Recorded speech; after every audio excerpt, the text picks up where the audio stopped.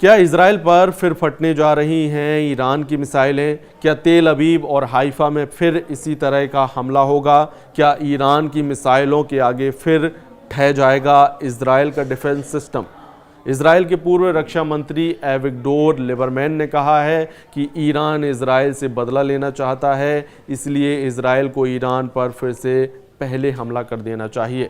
इसमें कोई शक नहीं है कि नेतन्याहू बहुत दबाव में हैं। एविगडोर लिबरमैन जिस तरह से ईरान को ललकार रहे हैं, उससे लगता है कि नेतन्याहू को कोई बड़ा फैसला लेना होगा, क्योंकि अब इजराइल में अंदर से ईरान से फिर से युद्ध करने का प्रेशर बढ़ने लगा है। लिबरमैन इजराइल में विपक्ष की पार्टी इजराइल बेतनू के प्रमुख हैं। उनका कहना है कि ईरान को रोकने के लिए इजराइल के पास कोई और रास्ता नहीं है, इसलिए ईरान के परमाणु और मिसाइल ठिकानों को पूरी तरह बर्बाद कर देना चाहिए, और ये भी कि वो खुद मोसाद से कहेंगे कि ईरान में सत्ता बदलने के लिए काम किया जाए। लिबरमैन का दावा है कि अगर वो इजराइल के प्रधानमंत्री होते तो ईरान पर हमला कर देते, और नेतन्याहू को भी इस वक्त ऐसा ही करना चाहिए। वैसे 13 जून को ईरान पर हमला करके नेतन्याहू ने यही करने की कोशिश की थी, और वो अपने मिशन में पूरी तरह फेल साबित हुए हैं। लेकिन लिबरमैन जिस तरह से नेतन्याहू को युद्ध के लिए उकसा रहे हैं,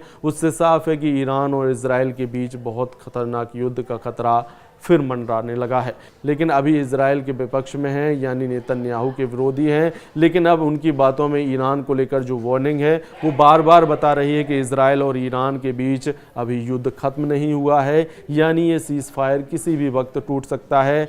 इजराइल के पूर्व रक्षा मंत्री एविगडोर लिबरमैन कह चुके हैं कि जख्मी शेर को छोड़ना नहीं चाहिए, ईरान से फिर युद्ध होगा। यानी इजराइल ये मानता है कि ईरान एक जख्मी शेर है और उसके लिए बहुत बड़ा खतरा भी। ऐसा इसलिए भी क्योंकि 22 जून को ईरान के 3 परमाणु अड्डों पर अमेरिका और इजराइल की जो ज्वाइंट स्ट्राइक हुई, वो पूरी तरह नाकाम साबित हुई है। ये बात सबसे पहले रूस ने बताई थी, और अब इजराइल भी मानता है कि 400 किलो संबंधित यूरेनियम ईरान ने बचा लिया, और उसका दावा है कि इसी यूरेनियम से वो एटम बम बनाने की तैयारी कर सकता है। जून में हुई 12 दिन की जंग के बाद अब जुलाई में युद्ध का अलार्म बजने लगा है। ईरान और इजराइल के बीच इस बार युद्ध हुआ तो अमेरिका भी कुछ नहीं कर पाएगा, ये बात डोनाल्ड ट्रंप भी बहुत अच्छी तरीके से जानते हैं। ईरान भी बहुत अच्छी तरीके से जानता है कि इजराइल अपने फाइटर जेट फिर से तैयार कर रहा है। इजराइल के बहुत ही सीक्रेट एयरबेस से आए इस वीडियो ने तेहरान से लेकर मॉस्को और बीजिंग से लेकर दुनिया के तमाम हिस्सों में अलर्ट जारी कर दिया है। खबर पक्की बताई जा रही है, क्योंकि पश्चिम एशिया में नया खौफ बहुत बड़े सवाल के साथ पैर पसार रहा है। क्या इजराइल और ईरान का युद्ध फिर शुरू होने जा रहा है? क्या हमला जुलाई महीने में किसी भी वक्त शुरू हो सकता है, और इस बार ईरान और इजराइल के युद्ध को कोई नहीं रोक पाएगा?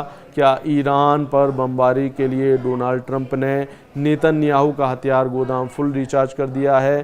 क्या जुलाई में नेतन्याहू की एयरफोर्स फिर एक्टिव होगी, और जो युद्ध जून में रुक गया वो अब जुलाई के महीने में सभी रिकॉर्ड तोड़ देगा?